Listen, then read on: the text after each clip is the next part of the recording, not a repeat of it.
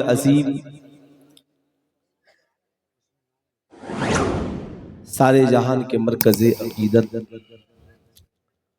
مصطفیٰ جان رحمت شمع بزم ہدایت حضور احمد مجتبیٰ حضرت محمد مصطفیٰ صلی اللہ تعالی علیہ وسلم کے بارگاہ عالی جاہ میں جی لگا کر ہدیہ درود و سلام پیش کریں اور پڑھیں اللہم صلی علی سیدنا شفیعنا حبیبنا مولانا محمد معدن الجود والکرم منبع العلم والحلم والحکم بارک وسلم صلو علیہ صلاۃ و سلام علیک یا رسول اللہ صلو علیہ صلاۃ و سلام علیک یا حبیب اللہ دائما ابدا ابدا۔ ہماری اور آپ کی یہ مشترکہ خوش نصیبی ہے کہ آج کی شب امام احمد رضا کانفرنس میں تشریف فرما ہے۔ ساتھی معظم و مکرم حضرت مولانا عبدالسلام شاکر صاحب قبلہ کا حکم ہوا، فقیر آپ حضرات کی دہلیز تک حاضر آیا۔ آنے کے بعد اس بستی کی تاریخی حیثیت سننے کے بعد بے پناہ خوشی ہوئی۔ الحمدللہ آپ نے مجھ سے پیشتر شاعر اسلام عظمت رضا بھاگلپوری کو سماعت کرنے کا شرف حاصل کیا۔ انشاءاللہ میرے بعد شاعر اسلام محمد علی فیضی صاحب کو بھی سماعت کریں گے۔ بے پناہ خوشی ہوئی استاذ الشعراء حضرت افضل مظفر پوری صاحب قبلہ سے مل کر۔ یہ وہ شخصیت جنہوں نے پوری زندگی سرکار کی نعت لکھنے میں گزار دی، اور الحمدللہ یہ اسٹیج ہماری جماعت کے باوقار علماء کرام شورائے اسلام سے پر ہے۔ اتنے علماء خطبہ شعراء مجھ سے بھی زیادہ پڑھے لکھے لوگ اس اسٹیج پر تشریف رکھتے ہیں۔ اگر سب کی باری مولانا عبدالسلام صاحب لائے تو کئی روز کا جلسہ کرنا پڑے گا۔ احمد رضا ہمارا سبھی کو پسند ہے۔ واہ واہ واہ واہ، سبحان اللہ۔ آج عرس حضور حافظ ملت بھی ہے۔ اعلیٰ حضرت سے فیض حضور صدر الشریعہ کو ملا، صدر الشریعہ سے فیض حضور حافظ ملت کو ملا، اور آج حافظ ملت سے فیض پورے عالم اسلام کو مل رہا ہے۔ بے شک بے شک، حق ہے۔ احمد رضا ہمارا سبھی کو پسند ہے، جس کو نہیں پسند وہ تو دیوبند ہے۔ جی سب ان سے جلنے والوں کے گل ہو گئے چراغ، احمد رضا کی شمع فروزہ ہے آج بھی۔ میں تو کہتا ہوں کہ بریلی شریف جاؤ تو سرمے ٹوپی امامہ اور پگڑیاں لے کر نہ آؤ، وہاں سے آؤ تو احمد رضا کا عشق اور دیا ہوا عقیدہ لے کر کے آؤ۔ آج پورے ملک میں جو ہماری پوزیشن ہے، جو ہماری حالت ہے، اس وقت اجتماعی طور پر مسلمانوں کو ہر جگہ ایجوکیشن پوائنٹ پہ مضبوطی سے کام کرنے کی ضرورت ہے۔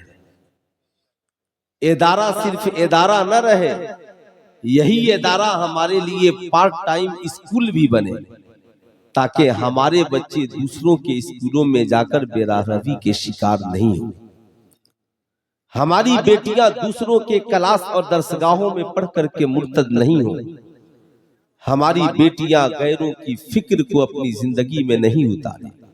اس کا واحد ذریعہ ہے آپ ایجوکیشن پوائنٹ کو مضبوط کریں۔ اس ملک میں ایک عجیب ہوا چلی ہے، جو جب چاہا جس کے خلاف چاہا بول دیتا ہے، جیسی چاہتا ہے تحریک چلاتا ہے۔ اب تو اس ملک میں سنویدھان کا کوئی نام و نشان نہیں رہ گیا۔ ایسے سنویدھان بدلتا ہے جیسے بھارت کا نیتا اپنے جوتے کو بدلتا ہے، ویسے اس ملک میں سنویدھان بدلتا ہے۔ جب ایک بار اس ملک میں بتا دیا گیا 1991 میں کہ بھارت کی آزادی سے پہلے جس کا جو دھارمک استھل تھا وہ اس کی صورت وہی رہے گی، تو پھر بدلنے کی آوشکتا کیوں پڑ رہی ہے؟ جس کی جو طبیعت کرتی ہے اس ملک میں بولتا ہے۔ ڈاکٹر اقبال نے بہت پہلے کہا تھا، نہ سنبھلو گے تو مٹ جاؤ گے اے ہندی مسلمانوں، تمہاری داستان تک بھی نہ ہوگی داستانوں میں۔ آج ان سے لڑنے کے لیے جلسے کافی نہیں ہے، جلوس کافی نہیں ہے۔ آپ نے دہلی میں پروٹیسٹ کر کے دیکھا ہے، آپ نے سینے پہ گولیاں کھا کر بھی دیکھی، آپ نے جیل جا کر بھی دیکھا ہے۔ ضرورت ہے کہ جہاں پر وہ کھڑے ہیں ہمارے بچے بھی وہاں پہ جا کر کھڑے ہو جائیں۔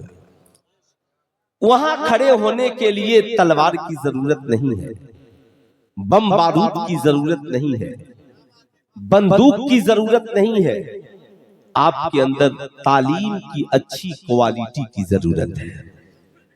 جس دن ہماری قوم کے نوجوان بریانی کھا کر اور موبائل چلا کر رات کو سونا بند کر دے اور اپنی صبح کو میٹرک پاس انٹر پاس کرنے کے بعد دوڑنے میں لگا دے، تو ہمیں کسی کے ریوالور چھین کر چلانے کی ضرورت نہیں ہے۔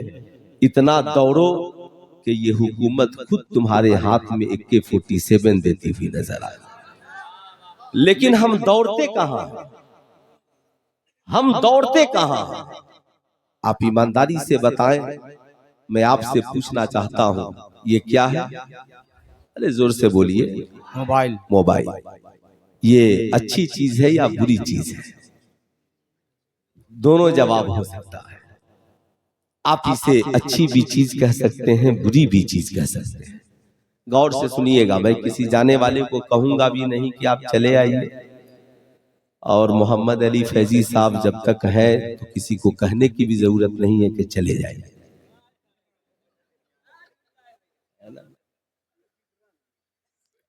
ماشاءاللہ میں تو اکثر ساتھ میں رہا ہوں نا، میں تو صرف ڈیوٹی کی مصروفیت کی وجہ سے۔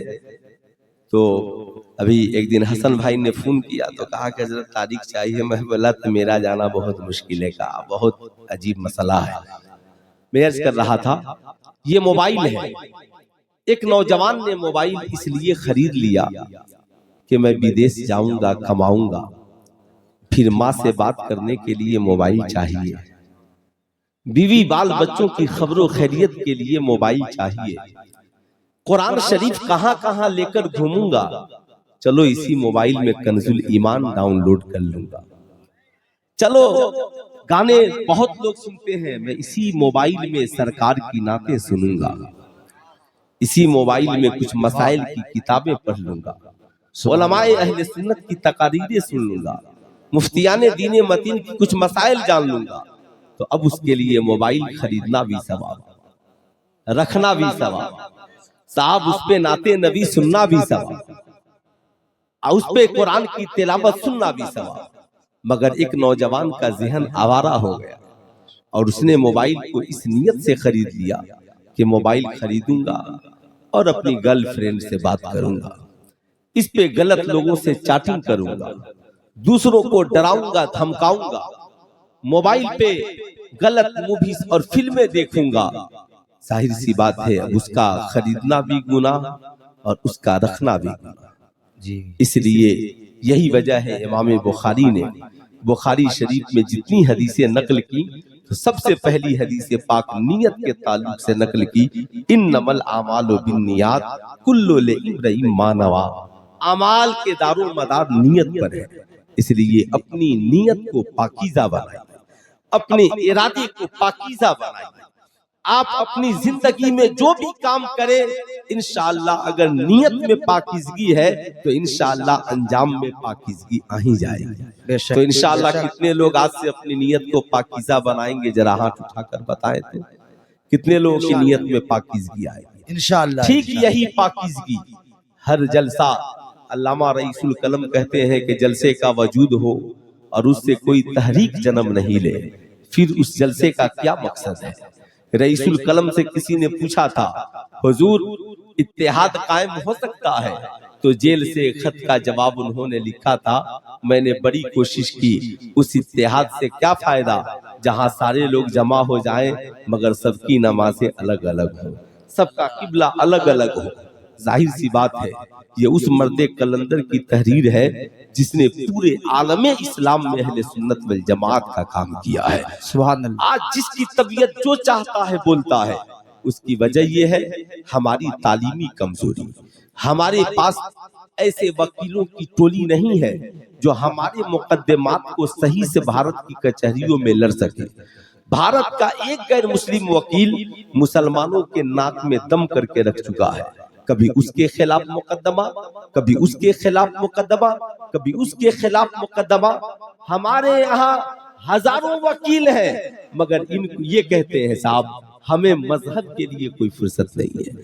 آج وہ بابا جسے چلنے کا شعور نہیں ہے، جسے بیٹھنے کا شعور نہیں ہے، معاذ اللہ وہ کمنٹ کرتا ہے، لکھتا ہے، بولتا ہے، بول رہا ہے کہ دوسرے مذہب کے پاس معاذ اللہ ایک ہی کال لگانے کا ذریعہ ہے، ایک ہی ان کے پاس معاذ اللہ خدا ہے، اور اگر وہ ناراض ہو جائے تو پھر باقی کا ان کا تو کال کسی کے پاس لگے گا نہیں.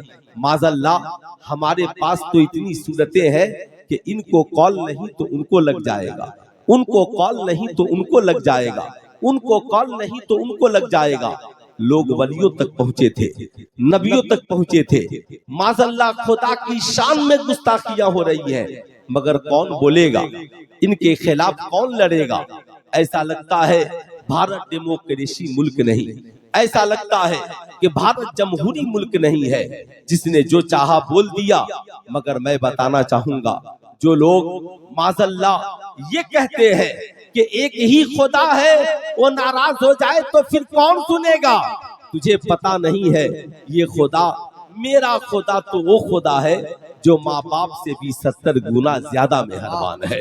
وہ رب جو گناہگار بندوں کے آنسوؤں کے قطرے کو پسند کرتا ہے، وہ رب جو گناہگاروں کی آواز کو پسند کرتا ہے. جب کوئی بندہ خدا کو ایک بار آواز دیتا ہے تو مالک و مولا 70 بار وہاں سے آوازیں آتی ہیں، بول میرے بندے تو مجھ سے کیا کہہ رہا ہے. آج ان کی زبانیں اتنی بڑھ گئی، انہیں شعور نہیں ہے، انہیں عقل نہیں ہے. کاش انہوں نے اس بڑھیا سے بھی عقل لے لیا ہوتا جس بڑھیا نے دہریہ کے مناظرے میں کہا تھا اے دہریہ تو کہتا ہے خدا ایک ہے تو دلیل دو. میں اپنے چرخے سے بتا سکتی ہوں کہ خدا ایک ہے.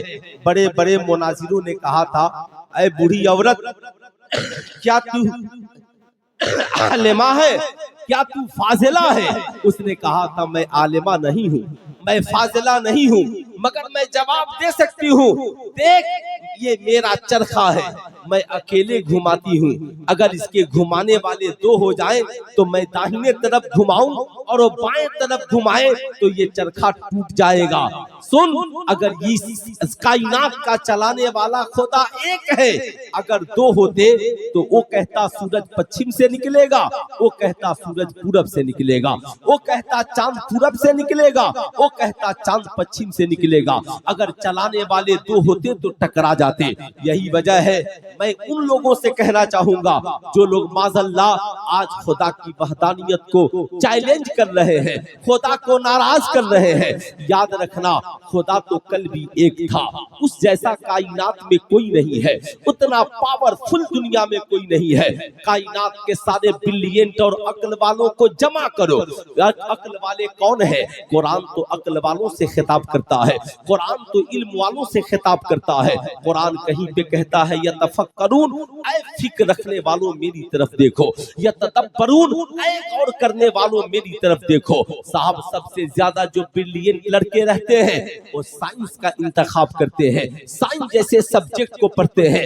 जितने भारत के ब्रिलियंट है सबको जमा कीजिए, अक्ल वालों को। साहब याद रखिएगा, जो सबसे ज्यादा ब्रिलियंट होता है उसका मैथ मजबूत होता है। लोग कहते हैं ना, आलिमों में भी जो आलिम सबसे ज्यादा तेज होता है वो साहब इल्मे मीरास का बहुत बड़ा माहिर होता है, क्योंकि उसमें रियाजी की जरूरत पड़ती है। अब ये सारे इल्मे रियाजी वालों को जमा कीजिए और जमा करके पूछिए, साहब ये बताइए गिनती की शुरुआत कहाँ से होती है? कहेंगे मौलाना गिनती की शुरुआत एक से होती है, एक के बाद दो, दो के बाद तीन, तीन के बाद चार, चार के बाद पाँच, पाँच के बाद छह, छह के बाद सात, कहा सात के बाद, कहा गिनती की कोई इंतहा नहीं है, गिनते चले जाओ। कुरान ने 1450 बरस पहले कहा कि तुम अल्लाह की नेमतों को चाह कर भी शुमार नहीं कर सकते हो, उसकी नेमतें कितनी है, इसलिए जिंदगी में कभी गिनती पूरी नहीं हो सकती। 100 के बाद 101 आएगा, 1000 के बाद 1001 आएगा, लाख के बाद 1,00,001 आएगा, करोड़ के बाद 1 करोड़ 1 आएगा। मैंने कहा चलो साहब गिनती की इंतहा नहीं है, मगर गिनती की इब्तिदा देख लेते हैं। 10 से पहले 9 है, 9 से पहले 8 है, 8 से पहले 7 है, 7 से पहले 6 है, 6 से पहले 5 है, 5 से पहले 4 है, 4 से पहले 3 है, 3 से पहले 2 है, 2 से पहले 1 है। मैंने कहा बता ये 1 से पहले क्या है? कहा मौलाना 1 से पहले 0 है, यानी 0 है, 1 से पहले कुछ नहीं है। कहा फिर ये 1 कहां से आया? कहा ये 1 अपने आप आया है। कहा ये 2, कहा इसी 1 ने 2 को बनाया है। कहा 3, कहा इसी 1 ने 3 को बनाया है। कहा ये 4, कहा इसी 1 ने 4 को बनाया है। ये 5, कहा इसी 1 ने 5 को बनाया है। कहा अगर ये 1 ना हो, कहा 1 ना हो तो सैकड़ों नहीं होंगे, ये 1 ना होता तो करोड़ों नहीं होते, ये 1 नहीं होता तो अरबों नहीं होते। ओ भारत के ढोंगी बाबाओ, तुम उस खुदा को चैलेंज कर रहे हो, कहते हो कि हमारे पास माज़अल्लाह लाखों माबूदाने बातला है, एक से बिगाड़ हो तो दूसरे के पास चले जाए। इसका मतलब है तुम जिनकी भक्ति की बातें करते हो तुम उनकी बातें मानने को तैयार नहीं हो, मगर अल्हम्दुलिल्लाह हम एक खुदा के मानने वाले कल भी उसके सामने सर झुका रहे थे और आज भी उसके सामने सर झुका रहे हैं। याद रखना, तुझे पता नहीं है वही रब है जिसकी मर्जी के बगैर एक पत्ता नहीं हिलता। ये सारी दुनिया के अक्ल वाले कहते हैं अगर वो 1 ना होता तो आज साइंटिस्ट नहीं होते, अगर वो 1 ना होता तो ये आलिम और उलमा नहीं होते, अगर ये 1 नहीं होता तो ये कुफार और मुशरिकीन भी नहीं होते, अगर वो 1 नहीं होता तो ये जमीन और आसमान भी नहीं होते। अरे उस खुदा की बात छोड़, उस खुदा ने इस जमीन पर अपने इतने दोस्तों को पैदा कर दिया कि साहब तुम उनसे तो टकरा करके देख लो। कभी तुमने ख्वाजा गरीब नवाज का दास्तान नहीं पढ़ा तो फिर से पढ़ लो, तुमने हुजूर हाफिज मिल्लत की जिंदगी का मुताला नहीं किया फिर से कर लो, तुमने मखदूम सिमला की जिंदगी का मुताला नहीं किया फिर से कर लो, तुमने आला हजरत की जिंदगी का मुताला नहीं किया फिर से कर लो। नाराजगी तो दूर की बात, और रब अपने बंदों से इतना प्यार करता है। बंदा नमाज न पढ़े रिस्क दे रहा है, बंदा रोजा न रखे रिस्क दे रहा है, बंदा उसकी इबादत न करे रिस्क दे रहा है, बंदा उस खुदा के बजाय लाखों माबूदाने बातला के आगे सर झुकाए फिर भी वो रिस्क दे रहा है। अब ए जालिम, जब खुदा तुझ जैसे नाफरमान से नाराज नहीं होता तो कलमा पढ़ने वाले मुसलमान से क्या नाराज होगा? नारे तकबीर, नारे रिसालत, फैज़ाने मखदूम बिहारी, इमाम अहमद रजा कॉन्फ्रेंस, जश्न दस्तारे हिफ्ज़ो क़िरात। वाह माशाअल्लाह माशाअल्लाह। आज साहब इनकी हिम्मतें इतनी बढ़ गई कि गरीब नवाज के आस्ताने के ऊपर हमला आवर हो गए। انہیں ہمیں یہ संविधान याद दिलाते हैं, इन्हें संविधान याद करने की जरूरत है। ओ गरीब नवाज, अगर एक खराउन पड़ गया ना तो तेरी खोपड़ी उलट पलट जाएगी, उससे टकराने की कोशिश न करना, जिसके बारे में अल्लाह के नबी ने फरमाया, हदीस कुदसी है, मन आदली वलियन फकद आज़नतहु बिल हर्ब, जो किसी वली से दुश्मनी करेगा वो खुदा से दुश्मनी करेगा। याद रखना, ये ताकत हजरत ख्वाजा गरीब नवाज से टकराने का। अजीब इत्तेफाक है साहब, यहाँ ओथा नहीं था, फला ओथा नहीं था। मैं भी कहता हूँ ओ भारत के ढोंगी लोगों, तुम कहते हो फला जगह हम थे आप नहीं थे, फला जगह हम थे आप नहीं थे। अरे इंसानियत का वजूद तो हजरत आदम अलैहिस्सलाम से है, और आदम अलैहिस्सलाम मुसलमान थे, इसलिए मैं भी कहता हूँ कि हम पहले थे। तुम्हारे तुम जैसे पाखंडियों का भारत क्या पूरी दुनिया में कहीं पे वजूद नहीं। हक है माशाअल्लाह, पूरी दुनिया में कहीं वजूद नहीं था। लेकिन मैं अपनी कौम के नौजवानों से कहूंगा, मैं आपको जज्बात दिलाने नहीं आया हूं कि आप उठिए और गोलियां चला दीजिए। मैं आपको ये जज्बात दिलाने के लिए नहीं आया हूं आप उठिए और किसी के ऊपर बम बरसा दीजिए। याद रखिएगा, आज कुछ लोग साहब हमारी कौम की बेटियों की नकाब वाली तस्वीरें फेसबुक पर डाल रहे हैं और पत्थर उनके हाथ में है और दिखला रहे हैं कि ये भारत की हिंदू बेटी है जिसने लाखों पदक जीतकर इंडिया को दिए हैं। इतनी हिंदू बेटियों की फिक्र है तो भारत की उस पहलवान बेटी के बारे में क्या कहोगे जो मुसलमान नहीं थी, हिंदू थी, कई पदक जीतकर उसने भारत के नाम रोशन किए, मगर उसकी इज्जत लूटने वाला इंडिया में कौन था? क्या कोई मुसलमान था? क्या कोई कलमा पढ़ने वाला था? क्या कोई गरीब नवाज का मानने वाला था? नहीं, तुम्हारे ही लीडर थे जिन्होंने उस लड़की की इज्जत लूटी थी और दिल्ली के इंडिया गेट पर बैठकर अपनी इज्जत की गुहार लगाती रही, मगर उसे टांग कर पुलिस वालों ने फेंक दिया और उसकी एक सुनवाई नहीं हुई। मैं कहता हूँ ये इस्लाम है, इस्लाम। पत्थर की बात करते हो, अरे हम तो उस नबी के मानने वाले हैं, पत्थर चलाने वाले को मुसलमान नहीं बल्कि नबी का किरदार देखो। ये पत्थर चलाना मुसलमानों का किरदार नहीं, ताइफ का मैदान है। मेरे नबी इस्लाम की तबलीग के लिए गए हैं, अल्लाह की वहदानियत की गुफ्तगू हो रही है। ऐ ताइफ के लोगों, कलमा पढ़ लो, सच्चाई के राह पे आ जाओ, करोड़ों माबूदाने बातिला को छोड़ दो, बदले में पत्थर चलाए जा रहे हैं। मुस्तफा करीम के नालैने मुबारक खून से भर गए हैं। सोचो, जरा सा जिस्म जख्मी है, चलने की सलाहियत सकत बाकी नहीं है, एक बागीचे में बैठ जाते हैं, इतने में फरिश्ते हाजिर होते हैं, कहते हैं या रसूल अल्लाह, अगर आपकी इजाजत हो जाए तो इस पहाड़ को उन पे पलट दिया जाए। या रसूल अल्लाह, आपकी इजाजत हो जाए तो इनको निस्तो नाबूद कर दिया जाए। सरकार कहते हैं नहीं नहीं, याद रखना, मैं इनके लिए बद्दुआ करने के लिए नहीं आया, बल्कि मैं तो इनकी हिदायत की दुआ करने के लिए आया हूँ। अल्लाह के नबी अर्ज़गुज़ार दुआ फरमाते हैं, मालिक को मौला इन्हें हिदायत दे दे। ऐ लोगों, याद रखना, अल्लाह के नबी ने सहाबा से कहा था, ऐ सहाबा, तुम जिनके बारे में कह रहे हो, एक दिन आएगा इसी ताइफ के मैदान में माबूदाने बातिला का नाम लेने वाला कोई नहीं होगा, और ताइफ की जमीन पर अगर परचम लहराएगा तो मजहब इस्लाम का लहराएगा। ताइफ की जमीन पर वही हुआ, इसलिए याद रखना, पत्थर चलाना ये इस्लाम का किरदार नहीं, बल्कि पत्थर खाकर भी दुआएं देना ये मुस्तफा जाने रहमत का किरदार। वाह, सुभान अल्लाह, सुभान अल्लाह। नारे तकबीर, नारे रिसालत, इमाम अहमद रजा कॉन्फ्रेंस, जश्न दस्तारे हिफ्ज़ो किरात, फैज़ाने सरकारे सुरकाही। आमिना के लाल की सुन्नत है, इसलिए हमें न घबराओ। आज मुसलमान कह रहे हैं मौलाना साहब हालात बहुत खराब है।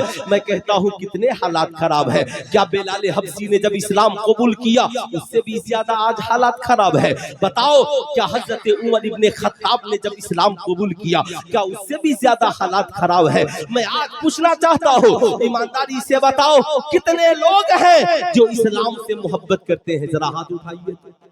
सारे लोगों को मोहब्बत है ना? अब हाथ नीचे रख लीजिए। इस्लाम से मोहब्बत है, माशाअल्लाह। हमारे शोराए इस्लाम भी पढ़ते हैं, इस्लाम रहेगा اسلام رہے گا، لیکن کیسے رہے گا؟ اس جلسے میں جتنے لوگ نوجوانوں کے سروں پر ٹوپیاں نہیں ہیں، کیا کسی نے منع کیا کہ تم ٹوپی پہن کر جلسے میں مت جانا؟ آپ فجر کی اذان ہوتی ہے، آپ مسجدوں میں نہیں جاتے ہو، کیا کوئی آپ کے دروازے میں تالا لگا کر رکھا ہے کہ تم مسجدوں تک مت جانا؟ آپ کے گھروں میں قرآن ہے مگر آپ قرآن نہیں پڑھتے ہو، کیا کسی نے کہا کہ قرآن کی تلاوت کی آواز آئے گی تو ہم جا کر کورٹ میں مقدمہ درج کر دیں؟ آج ہماری بیٹیوں کے سروں سے دوپٹہ اتر رہا ہے اور مزاروں پر 1 لاکھ چادریں چڑھ رہی۔ بتاؤ ایمانداری سے، مزاروں پر چادریں چڑھانا زیادہ ضروری ہے یا بیٹیوں کے سروں پہ دوپٹہ چڑھانا زیادہ ضروری ہے؟ ارے فیصلہ آپ کیجئے، کیا چڑھانا ضروری ہے؟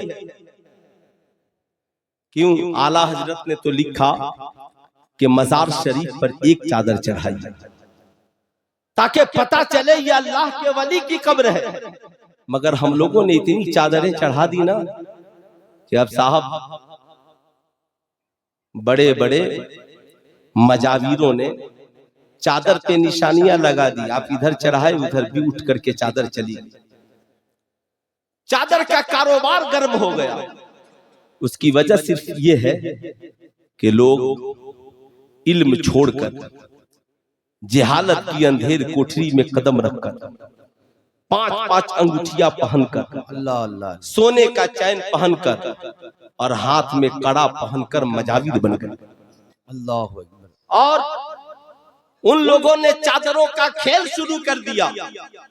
یہی وجہ ہے بزرگوں کا مشن چادروں کو فروغ دینا کبھی نہیں رہا، ان کا مشن تھا کہ اللہ کی وحدانیت کی تبلیغ ہو، رسول اللہ کی رسالت کی تبلیغ ہو، اس قوم کو عروج ملے، یہ قوم ترقی کرے۔ یہی وجہ ہے مخدوم سمنا کے والد گرامی نے اپنی حکومت میں سمنا میں 1000 مدرسے بنوائے۔ مصطفیٰ جان رحمت نے مسجد نبوی شریف کی تعمیر سے پہلے صفحہ جیسے چبوترے پہ پڑھانا شروع کیا۔ حضرت خواجہ غریب نواز نے سب سے پہلے دینی تعلیم دینا شروع کیا۔ سرکار بڑے پیر دستگیر نے پوری زندگی وہاں کے نظامیہ میں پڑھاتے رہے۔ آپ اعلیٰ حضرت کی زندگی دیکھیں، حافظ ملت کی زندگی دیکھیں، مجاہد ملت کی زندگی دیکھیں۔ یار آج کی رات میں تو سب سے بڑی فضیلت حضور حافظ ملت کی زندگی دیکھیں۔ آپ سے میں پوچھنا چاہتا ہوں، کیا سرکار سرکاہی کی زندگی یہ نہیں بتا رہی ہے کہ سرکار سرکاہی نے مدرسے کی بنیاد پہلے رکھی اور ان کی خانقاہ کا وجود بعد میں ہے؟ ایمانداری سے بتاؤ کیا ضرورت تھی ان بزرگوں کو ادارے قائم کرنے کے؟ مقصد یہ تھا ادارے جب قائم ہوں گے تو عالم پیدا ہوں گے، حافظ پیدا ہوں گے، قاری پیدا ہوں گے۔ جب عالم حافظ اور قاری پیدا ہوں گے تو مزاروں پر چادر کا سودا نہیں ہوگا، بلکہ ایک چادر چڑھے گی، مزار کی بھی حفاظت ہوگی اور اسلام کی بھی حفاظت ہوگی۔ سبحان اللہ، سبحان اللہ، اسلام کی بھی حفاظت ہوگی۔ آپ ایمانداری سے بتائیں، لوگ کہتے ہیں عالموں نے کیا کیا؟ میں پوچھنا چاہتا ہوں، یہ عالم نہیں ہوتے آپ کو کلمہ کون پڑھاتا؟ یہ عالم نہیں ہوتے آپ کے بچوں کو قرآن کون پڑھاتا؟ یہ عالم نہیں ہوتے آپ کے بچوں کو دنیات کی کتابیں کون پڑھاتا؟ یہ عالم نہیں ہوتے مسجد میں جمعے میں کھڑے ہو کر ایمانداری سے بتاؤ قوم سے کہ اصلاح کی گفتگو کون کرتا؟ یہ عالم نہیں ہوتے تو تمہارا نکاح کون پڑھاتا؟ یہ عالم نہیں ہوتے تو حلال کیا ہے حرام کیا ہے بتاؤ ایمانداری سے اسے کون بتاتا؟ آج لوگ کہتے ہیں اگر یہ عالم نہیں ہوتے تو ماں کی فضیلت کو کون بیان کرتا؟ باپ کی عظمت کو کون بیان کرتا؟ ایمانداری سے بتائیں، آج اتنے سارے بچے یہاں پہ اسکول میں پڑھنے والے بیٹھے ہیں، میں آپ سے پوچھنا چاہتا ہوں نرسری سے لے کر پی ایچ ڈی تک بھارت کی کسی سنستھا میں کیا کوئی ایسی کتاب پڑھائی جاتی ہے جس میں بتایا جاتا ہو تمہارے لیے اچھا کیا ہے برا کیا ہے، ماں کی عظمت کیا ہے، باپ کی عظمت کیا ہے، شوہر کا حق کیا ہے، بیوی کا حق کیا ہے، کھانے کا طریقہ کیا ہے، پینے کا طریقہ کیا ہے، ایمانداری سے بتائیں۔ بچہ ڈاکٹر بن گیا، پتہ نہیں ہے حلال کیا ہے حرام کیا ہے۔ بیٹا انجینئر بن گیا، پتہ نہیں ہے کہ باپ سے گفتگو کرنے کے آداب کیا ہے۔ بیٹا بہت بڑا IPS افسر بن گیا، پتہ نہیں ہے کہ حلال کیا ہے حرام کیا ہے۔ اس لیے سلطان رضا ہمیشہ کہتا ہے میٹرک پاس کر لینے سے انسان تعلیم یافتہ نہیں ہو جائے گا، انٹر BA MA پاس کر لینے سے، ڈاکٹر پی کی ڈگریاں حاصل کر لینے سے انسان ڈگری ہولڈر علم والا تو ہو سکتا ہے، مگر اس کی زندگی میں نکھار تب آئے گا جب اس کی زندگی میں سیرت مصطفیٰ آ جائے، اس کی زندگی میں انقلاب تب آئے گا جب اس کی زندگی میں سیرت مصطفیٰ آ جائے۔ ورنہ ایک ڈاکٹر کھڑے ہو کر شراب پیے، لوگ کہیں گے ڈاکٹر ہے مگر شرابی ہے۔ ایک انجینئر جوا کھیلے، لوگ کہیں گے انجینئر ہے مگر جواری ہے۔ ایک IPS افسر رشوت لیتے پکڑا جائے، کہے بہت بڑا IPS افسر ہے مگر بہت بڑا گھوس خور اور رشوت خور ہے، اس لیے کہ اس نے ڈگریاں حاصل کی ہے۔ حلال کیا ہے حرام کیا ہے یہ نہیں جانا، مگر کرم ہے اللہ رب العزت کا کہ اس نے ہمیں اسلام جیسا مذہب عطا کیا ہے، مصطفیٰ جان رحمت جیسا پیغمبر عطا کیا ہے، قرآن جیسی کتاب عطا کیا، تاکہ میرے بندے نبی کی زندگی کو پڑھ کر اپنی زندگی کو سنوار لے، قرآن کو پڑھ کر حلال اور حرام کو جان لے۔ یاد رکھیے گا، ایمانداری سے بتائیں، اسلام وہ پیارا مذہب ہے جس نے سب سے پہلے اعلان کیا طلب العلم فریضۃ علی کل مسلم و مسلمہ، علم حاصل کرنا ہر مسلمان مرد عورت پر فرض ہے، مگر اس سے مراد میٹرک کی ڈگریاں نہیں ہے، اس سے مراد انٹر کی ڈگریاں نہیں ہے، اس سے مراد BA کی ڈگریاں نہیں ہے، بلکہ اس سے مراد یہ ہے ایک انسان پیدا ہو تو اسے پتہ ہو عبادت کس کی کرنی ہے، رسالت کا اقرار کس کے لیے کرنا ہے، اسے پتہ ہو ہمارا ایمان عقیدہ کیا ہے، اسے پتہ ہو نماز کا طریقہ روزے کا طریقہ کیا ہے، اسے پتہ ہو طہارت غسل اور وضو کے مسائل اور پاکی کے مسائل کیا ہے۔ وہ مسلمان ہو تو اتنا پتہ ہو سماج میں کیا حلال ہے اور کیا حرام ہے، امیر ہے تو زکوٰۃ کے مسائل، امیر ہے تو حج کے مسائل، اتنا جاننا ہر مسلمان کے لیے ضروری ہے، مرد ہو عورت ہو بچہ ہو بوڑھا ہو جوان ہو انجینئر ہو ڈاکٹر ہو پروفیسر ہو۔ یہی وجہ ہے آپ نے دیکھا ہوگا علم کے حساب سے سماج میں سب کو عزت ملتی ہے۔ آج لوگ کہتے ہیں مولانا ہمیں عزت چاہیے، ہمیں سماج میں وقار چاہیے، ہمیں سماج میں رسپیکٹ چاہیے، کسی کو صاحب حسد جلن کرنے کی ضرورت نہیں ہے۔ مولانا عبدالسلام صاحب بہت ترقی کر گئے، ہم حسد کرنے لگے، مولانا ارتضیٰ کمال اشرف صاحب ترقی کر گئے، ہم حسد کرنے لگے۔ نہیں نہیں، حسد نہ کرے رشک کرے۔ آپ یہ سوچے مالک و مولا تو نے ان کو ترقی دی ہے، مجھے بھی ان کے جیسا عالم بنا دے، مولا تو نے فلاں صاحب کو حاجی بنا دیا، مولا مجھے بھی ان کے پیچھے پیچھے مکہ اور مدینہ بلا دے، فلاں صاحب کو مالک و مولا تو نے عالم بنا دیا، ہمیں بھی ان کے صدقے میں عالم دین بنا دے۔ یاد رکھیے گا، مگر آج جو لوگ زبردستی برابری کرنا چاہتے ہیں، ایک بات یاد رکھیے، سماج میں کوئی چاہ کر بھی عزت نہیں پا سکتا اور نہ ہی چاہ کر کسی کی عزت کو گھٹا سکتا ہے۔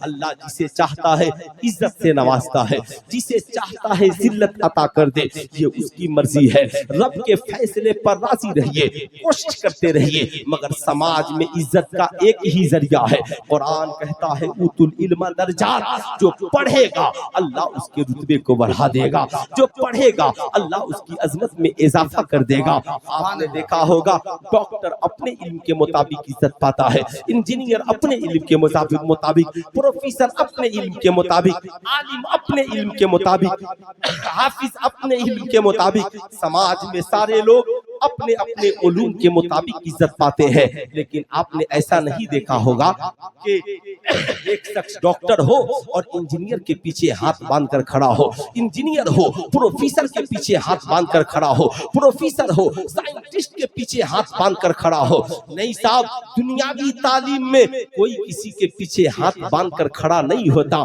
مگر قسم خدا کی جب ہماری قوم کا ایک بچہ دارالعلوم رضویہ دیگیا رحیمیہ اینا سے فارغ ہو کر جب اپنی بستی میں پہنچا ہے اور پہنچ کر کے مصلی امامت پہ کھڑا ہوا ہے، کیا عالم، کیا حافظ، کیا ڈاکٹر، کیا انجینئر، کیا مکھیا، کیا امیر، کیا غریب، سارا زمانہ اس حافظ قرآن کے پیچھے ہاتھ باندھ کر کھڑا ہو گیا ہے۔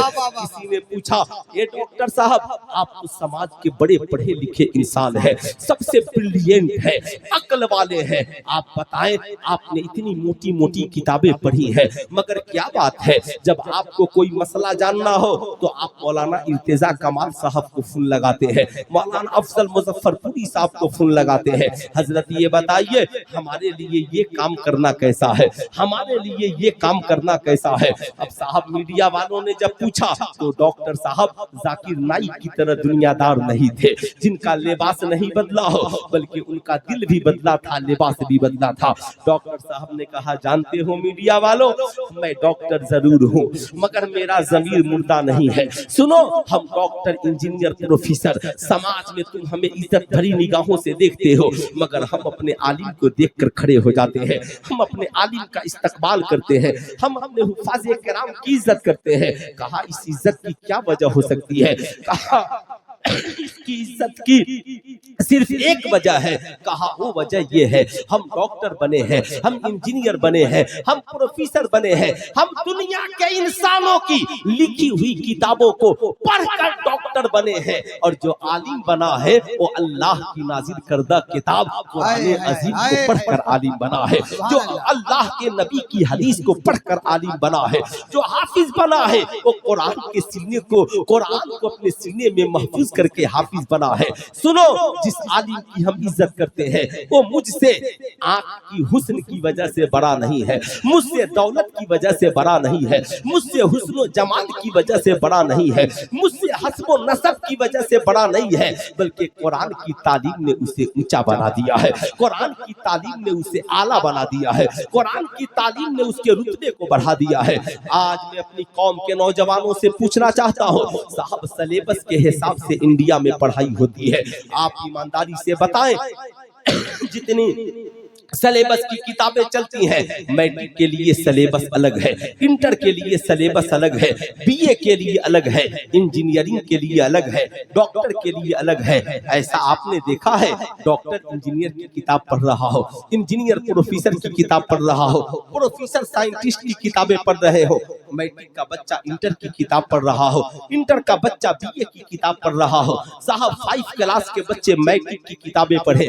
ایسا نہیں ہوتا، جس کا جو سلیبس ہے اسی کتاب کو پڑھتا ہے، لیکن دنیا میں اللہ نے ایک ایسی کتاب کو نازل کیا، الحمدللہ، جسے دیکھو اس کتاب کو پڑھ رہا ہے، ڈاکٹر بھی اس کتاب کو پڑھ رہا ہے، انجینئر بھی اس کتاب کو پڑھ رہا ہے، پروفیسر بھی اس کتاب کو پڑھ رہا ہے، عالم بھی اس کتاب کو پڑھ رہا ہے، پیر بھی اس کتاب کو پڑھ رہا ہے، مرید بھی اس کتاب کو پڑھ رہا ہے، امام بھی اس کتاب کو پڑھ رہا ہے، مقتدی بھی اس کتاب کو پڑھ رہا ہے، باپ بھی اس کتاب کو پڑھ رہا ہے، ماں بھی اس کتاب کو پڑھ رہی ہے، امیر بھی اس کتاب کو پڑھ رہا ہے، غریب بھی اس کتاب کو پڑھ رہا ہے۔ جانتے ہو اسی کتاب کو قرآن عظیم کہا جاتا ہے۔ سبحان اللہ۔ اس کتاب کا کیا نام ہے؟ پورا مجمع ہاتھ اٹھا کر بول دے، کیا نام ہے؟ قرآن۔ ذرا زور سے بولے، کیا نام ہے؟ قرآن۔ کتنے لوگوں کے گھروں میں قرآن ہے؟ ذرا ہاتھ اٹھائیے تو۔ ماشاءاللہ، سب کے گھروں میں قرآن ہے، کیا بات ہے۔ اگر آپ کے گھر میں قرآن ہے تو دنیا کی بہت بڑی دولت آپ کے گھر میں ہے۔ لیکن میں آپ سے پوچھنا چاہتا ہوں، ایمانداری سے بتائیں، قرآن صرف رکھنے سے کام چلے گا یا قرآن کو پڑھنے کی ضرورت ہے، قرآن پہ عمل کرنے کی ضرورت ہے؟ آج کتنے مسلمان ہیں جو قرآن کو اتار کر کنز الایمان کی شکل میں پڑھتے ہیں؟ میں آپ سے کہوں گا، جب قرآن رکھیے تو کنز الایمان رکھیے۔ اس لیے قرآن کا ترجمہ کنز الایمان اگر آپ کے پاس ہے، آپ جتنی آیتیں پڑھیں گے کبھی گمراہ نہیں ہوں گے بلکہ ہدایت تک پہنچ جائیں گے۔ اس لیے کنز الایمان رکھیے۔ میں آپ سے پوچھنا چاہتا ہوں، کتاب ایک ہے، میٹرک کا بچہ بھی پڑھ رہا ہے، انٹر کا بچہ بھی پڑھ رہا ہے۔ میں نے ڈاکٹر صاحب سے کہا، ڈاکٹر صاحب آپ قرآن کیوں پڑھ رہے ہیں؟ کہا مولانا نہیں معلوم ہے، قرآن نے ریسرچ کا دروازہ کھول دیا ہے۔ سب سے پہلے جس نے انسان کی تخلیق پہ گفتگو کی وہ قرآن ہے، جس نے کہا وَخُلِقَ الْإِنسَانَ مِن مَّاءٍ دَافِقٍ، ہم نے انسان کو اچھلتے ہوئے پانی سے پیدا کیا ہے، یخرج بین الصلب والترائب، جو مرد کے ریڑھ کی ہڈی سے اور عورت کے سینے کے درمیان سے نکلتا ہے۔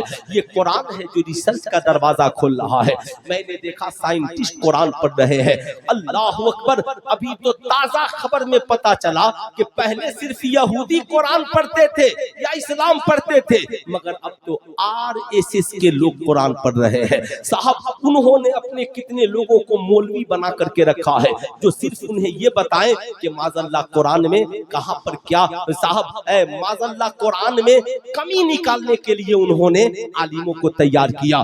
جیسے ہمارے یہاں کی جماعت، یاد رکھیے گا ہمارے علماء پہلے بتاتے تھے، علماء اہل سنت کہ دیکھو دیوبندیوں سے قرآن نہ پڑھنا، عقیدہ بگڑ جائے گا، اہل حدیثوں سے قرآن مت پڑھنا، عقیدہ بگڑ جائے گا، صاحب وہابیوں سے قرآن مت پڑھنا، عقیدہ بگڑ جائے گا۔ میں نے کہا حضور قرآن تو وہی ہے، کہا قرآن وہی ہے مگر استاذ جیسا ہوگا شاگرد ویسا ہی بن جائے گا۔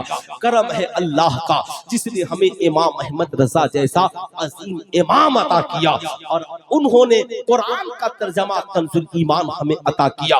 یاد رکھیے گا اس لیے کہ دیوبندی جب قرآن اٹھائے گا اور کہے گا وما، کہے گا صاحب کہ قل انما انا بشر مثلکم، اللہ اکبر، کہے گا کیا تم قرآن میں نہیں پڑھتے؟ معاذ اللہ نبی ہماری طرح بشر ہے، مگر اس کے آگے بھول جاتا ہے فرق یہ ہے بشر وہ بھی ہیں ہم بھی ہیں، مگر ان پہ وحی کا نزول ہوتا ہے، ہم پر وحی کا نزول نہیں ہوتا ہے۔ ظاہر سی بات ہے یہ بات تب وہ بتائے گا جب ہمارا عالم عشق و محبت کے امام بریلی کے امام احمد رضا خان کا ترجمہ کنز الایمان پڑھا ہوگا۔ ظاہر سی بات ہے یاد رکھیے گا صاحب جب کوئی اہل حدیث دیوبندی یا بدعقیدہ سے قرآن پڑھے گا کہے گا نہیں نہیں علم غیب کی کوئی دلیل معاذ اللہ قرآن میں نہیں ہے، مگر جب ہمارا کوئی سنی عالم قرآن اٹھائے گا پڑھے گا نہیں، اللہ 30ویں پارے میں فرماتا ہے ما ہوا علی الغیب بدنین، یہ وہ نبی ہے جو غیب بتانے میں بخیل نہیں ہے۔ اللہ اکبر، اس لیے یاد رکھیے استاذ کا بہتر ہونا ضروری ہے۔ اس سے پتا کیا چلا الحمدللہ آپ نے ادارہ قائم کیا ہے، اگر ادارے میں اچھے عالم ہوں گے، اچھے حافظ ہوں گے، اچھے قاری ہوں گے، انشاءاللہ بچوں کی تعلیم بھی اچھی ہوگی، بچوں کی تربیت بھی اچھی ہوگی۔ مگر آج مجھے افسوس ہوتا ہے، آپ کہیں گے مولانا کس بات کا افسوس؟ آج جو کالج کا نظام بگڑا ہے، آج جو اسکول کا نظام بگڑا ہے، آج لوگوں کو مدارس کی بڑی فکر ہے، آج جس کو دیکھیے مدرسوں پر 2-4 جملے لکھ دیتا ہے، جس کو دیکھیے صاحب مدارس کے خلاف 10 جملے لکھ دیتا ہے۔ آج صاحب حکومت بھی مدارس کے خلاف، اس کے کارکنان بھی مدارس کے خلاف، ہمارے ہاں امیر بھی مدارس کے خلاف، پڑھا لکھا طبقہ مدارس کے خلاف۔ جو ہی مدرسے میں دستار بندی کا جلسہ ہو صاحب لوگ آتے ہیں کہتے ہیں مولانا صاحب آپ لوگ مدارس میں اتنے پیسے خرچ کرتے ہیں، یہ بتائیے بچوں کو کمپیوٹر پڑھاتے ہیں، بچوں کو سائنس پڑھاتے ہیں، بچوں کو تاریخ پڑھاتے ہیں، بچوں کو انگلش ہندی پڑھاتے ہیں۔ میں جب سنتا ہوں نا میرا کلیجہ پھٹ جاتا ہے، میں کہتا ہوں بے شک عصری تعلیم ضروری ہے، اب مدارس کا وہ نظام نہیں رہا جو آپ کی گندی سوچ میں بسا ہوا ہے کہ مدرسے کے بچے کمپیوٹر نہیں جانتے۔ میں تو کہتا ہوں الحمدللہ بھارت میں جتنی یونیورسٹیاں ہیں آپ وہاں جا کر پتہ لگائیے کوئی نہ کوئی بچہ الجامعۃ الاشرفیہ کا فارغ وہاں پر پروفیسر کی جگہ پہ موجود ہوگا، وہ چاہے بنارس کی ہندو یونیورسٹی ہو یا علی گڑھ کی مسلم یونیورسٹی ہو۔ اس لیے آپ مدارس کو نیچی نگاہ سے مت دیکھیے بلکہ آپ وہاں کی کمیٹی سے کہیے آپ میں جو بتانے جا رہا ہوں غور سے سنیے گا، آپ بتائیے مدرسوں کا مقصد کیا ہے اور اسکولوں کا مقصد کیا ہے؟ اسکول اور کالج اس لیے بنے تاکہ وہاں بچوں کو ڈاکٹر بنایا جائے، انجینئر بنایا جائے، پروفیسر بنایا جائے، بچوں کو ماسٹر بنایا جائے، بچوں کو جدید تعلیم سے آشنا کیا جائے۔ اسکول اور کالج کی ذمہ داری ہے۔ مدرسے کیوں کھولے گئے؟ تاکہ یہاں اچھے حافظ بنائے جائیں، اچھے قاری بنائے جائیں، اچھے عالم بنائے جائیں، اچھے مولانا مفتی بنائے جائیں۔ ایمانداری سے بتائیے سماج میں اگر اچھے ڈاکٹر کی ضرورت ہے، اچھے انجینئر کی ضرورت ہے، اچھے پروفیسر کی ضرورت ہے، اچھے وکیل کی ضرورت ہے، جج کی ضرورت ہے، IPS افسر کی ضرورت ہے، تو سماج کو اچھا بنانے کے لیے اچھے عالم کی ضرورت ہے کہ نہیں؟ بے شک بے شک۔ ارے बोलिए हाथ उठाकर, अच्छे आलिम की जरूरत है कि नहीं है? बेशक, अच्छे मुफ्ती की जरूरत है कि नहीं है? आप ईमानदारी से बताइए मुझे। अगर जिस्म बीमार हो तो आप कहते हो मौलाना साहब अच्छा डॉक्टर बताइए, चाहे जितना फी लगे, महंगा इलाज हो, हम इलाज वही कराएंगे। जी बोलिए कराते हैं कि नहीं कराते हैं? बेशक कराते हैं ना। मुजफ्फरपुर का कोई बहुत बड़ा डॉक्टर है और साहब एक गरीब आदमी भी हो ना तो चंदा करके इलाज कराता है। मैं आपसे पूछना चाहता हूँ, जिस्म बीमार हो तो महंगे डॉक्टर का इंतखाब करते हो। आज पूरा समाज बीमार है, माशरा बीमार है, बेटियों की रूह बीमार है, औरतों की रूह बीमार है, किरदारों कैरेक्टर बीमार है।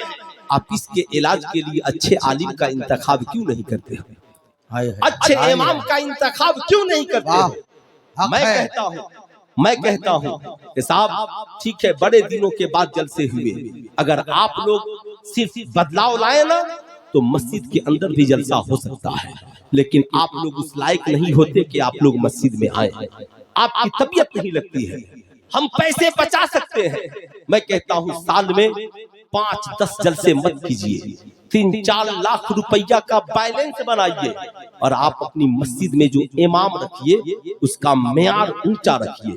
हाफिज हो, आलिम हो, मुफ्ती हो, 10,000 नहीं 30,000 तनख्वाह दीजिए, 40,000 तनख्वाह दीजिए। कितने खर्च होंगे पैसे? 4 लाख खर्च कीजिए सालाना।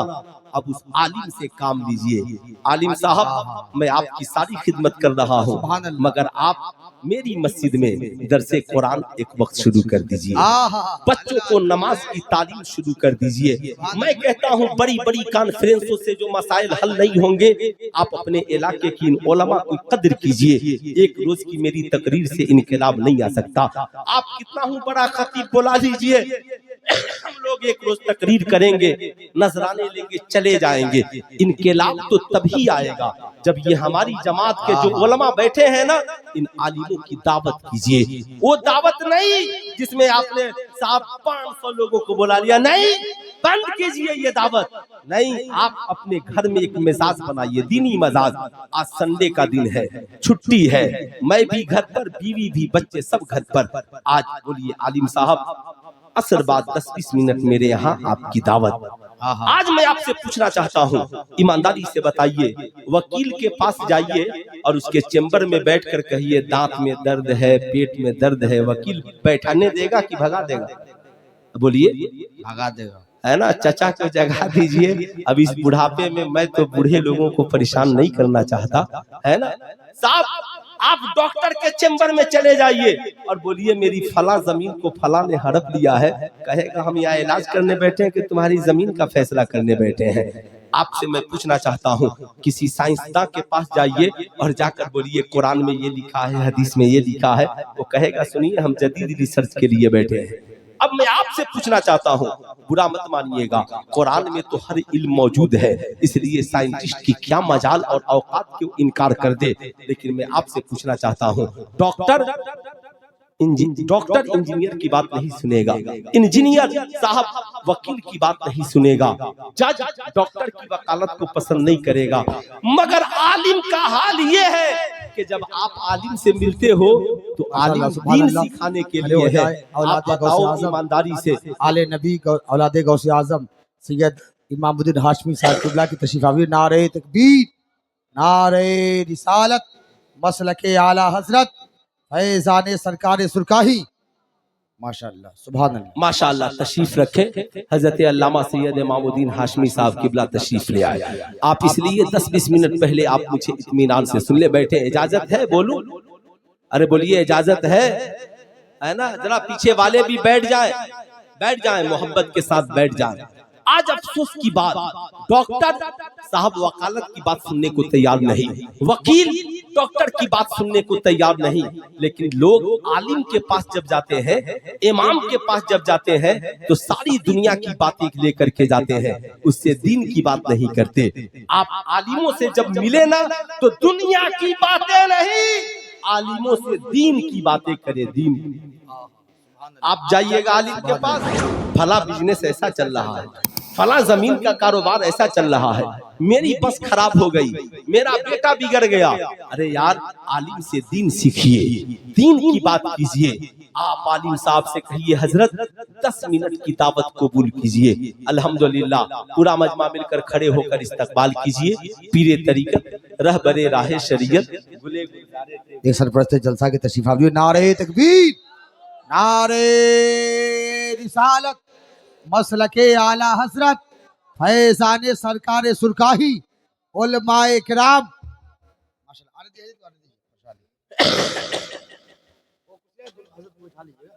ماشاءاللہ.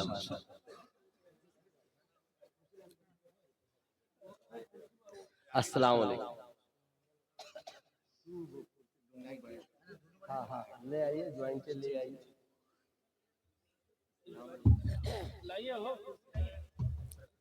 ماشاءاللہ ایک ایسا پیر، سلسلہ تیغیہ کا ایک ایسا پیر جس کی خاکساری کا جواب نہیں. ماشاءاللہ پوری زندگی مسلک اعلیٰ حضرت کی تبلیغ کرتے رہے، سلسلہ تیغیہ کے نشر و اشاعت کا کام کرتے رہے تھے. علامہ پھول حسن صاحب قبلہ تیگی دامت برکاتہ العالیہ والقدسیہ. ماشاءاللہ سنیں تو میں یہ عرض کر رہا تھا کہ آپ